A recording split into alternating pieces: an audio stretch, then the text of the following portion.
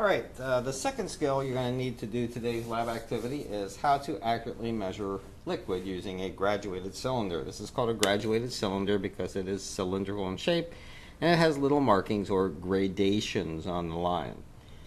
Now the first thing you need to know, and again these instructions are all posted on your little display rack, so if you forget this, just check it out. What we do is we figure out how much liquid we need. Now we're going to be using water, so that's pretty easy.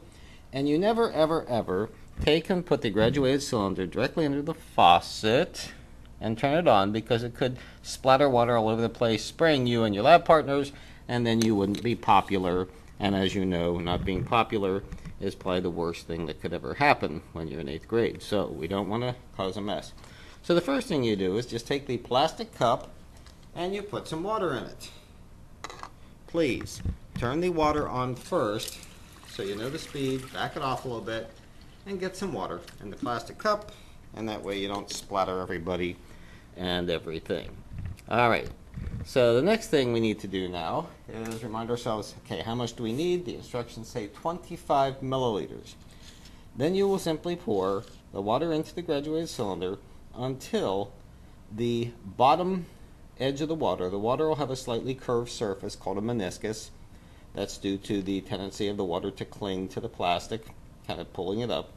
So what we do then is we just simply very carefully get down and watch, make sure you can see where the 25 is.